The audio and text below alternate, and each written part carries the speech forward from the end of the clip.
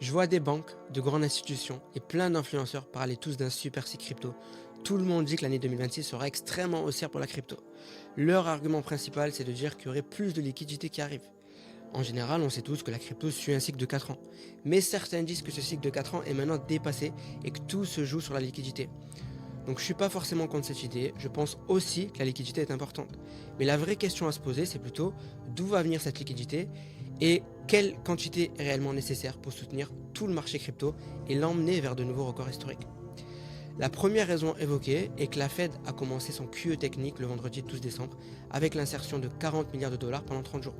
En réalité, pour les États-Unis, c'est pas un montant important et c'est clairement pas suffisant pour pousser tout le marché crypto vers de nouveaux records historiques.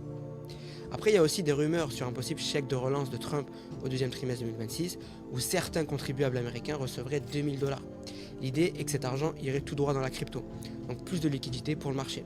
Mais déjà, ce chèque n'est pas encore confirmé, et il serait payé sous forme de réduction d'impôts et non pas en cash. Et dans le contexte économique actuel, c'est difficile de penser que ces contribuables vont simplement mettre cet argent dans la crypto. Troisièmement, la Réserve fédérale va avoir un nouveau président en mai 2026, Kevin Hassett, et cette personne est censée continuer à baisser les taux jusqu'à 1% jusqu'à début 2027, ce qui signifierait encore plus de liquidité pour soutenir le marché. Le truc, c'est qu'il y a 12 membres au sein du FOMC et ça ne sera jamais à Kevin Hassett lui seul de décider. Mais du coup, le problème, que beaucoup ne comprennent pas, c'est que même si ces trois éléments se réalisent, ce sera toujours pas assez de liquidité pour envoyer tout le marché crypto vers de nouveaux records historiques. À mon avis, et même si je peux totalement me tromper, la seule façon pour que la crypto devienne vraiment parabolique avec des hausses explosives et que Bitcoin aille à 250 000 dollars comme certains annoncent, c'est que de grandes institutions ou de gros pays achètent de la crypto. Et ça ne sera pas de la liquidité légère venant des particuliers grâce à un chèque de relance, non. Il faut de grandes institutions, il faut de grandes entreprises comme Apple, Microsoft, Nvidia qui investissent des milliards dans la crypto. Ou bien, comme je disais, que les États-Unis ou la Chine annoncent un achat massif de Bitcoin supplémentaire.